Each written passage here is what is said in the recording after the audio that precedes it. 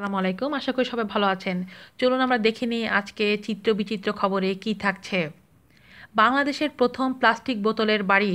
বাংলাদেশের প্রথম ও একমাত্র প্লাস্টিকের বোতল দিয়ে ব্যতিক্রমী বোতল বাড়ি নির্মাণ করে আলোড়ন সৃষ্টি ও তাক লাগিয়ে দিয়েছেন লালমনিরহাটের কালীগঞ্জ উপজেলায় পরিবেশ বিজ্ঞানের এক শিক্ষক দম্পতি।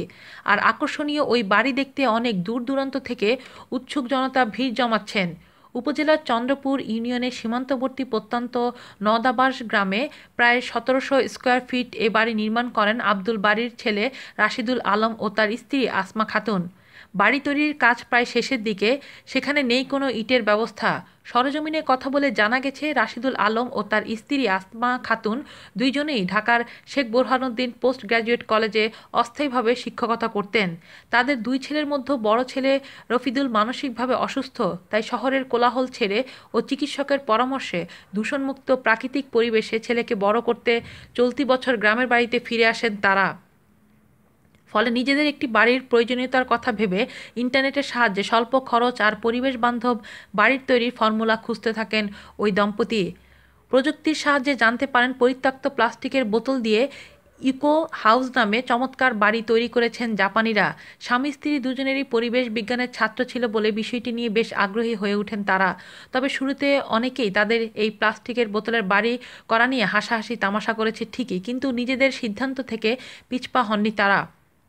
প্রয়োজনীয় প্লাস্টিকের বোতল সংগ্রহ করে মিস্ত্রি দিয়ে চালিয়ে যান বাড়ি তৈরির কাজ, যা বর্তমানে প্রায় শেষের দিকে।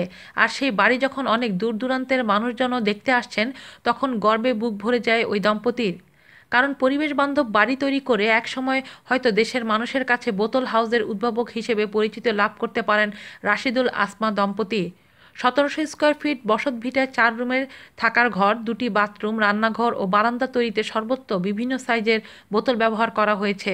এমনকি বাথরুমের সেফটি ট্যাঙ্ক ও মেঝেতে ব্যবহার করা হয়েছে প্লাস্টিকের বোতল। বাড়ির ভিত্তিমূলে ১ লিটার ও দেওয়ালে ব্যবহার করা হয়েছে হাফ লিটার প্লাস্টিকের বোতল। প্লাস্টিকের বোতলে বালি ঢুকিয়ে তা ইট হিসেবে সিমেন্ট দিয়ে লাগানো হয় বাড়ির কাজে। বোতলে বাড়ি ব্যবহার করার বোতল স্বাভাবিকভাবে ইটের তুলনায় ১৫ থেকে ২০ গুণ বেশি শক্ত হয় বলে দাবি করেন বাড়ির মালিক রাশিদুল।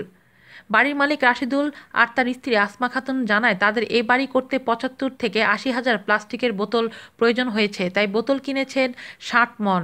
প্রতি কেজি বোতল প্রকারভেদে কিনতে হয়েছে ২৫ থেকে ৩০ টাকায়। টিনের চালাবাদে ২ থেকে ২.৫ লাখ টাকার মধ্যে বাড়ির পুরো কাজ শেষ হবে বলে আশা করেছেন ওই দম্পতি। চলতি বছরের ৮ই ফেব্রুয়ারি বাড়ির কাজ শুরু করেন তারা। বর্তমানে প্রায় ৮০% কাজ শেষ হয়েছে। এলাকাবাসী জানান দেন, দেশে পরিত্যক্ত বোতল দিয়ে যে বাড়ি করা যায় তা রাশিদুলের এই বাড়িটি না দেখলে বিশ্বাস হতো না। এটি পরিবেশ বান্ধব।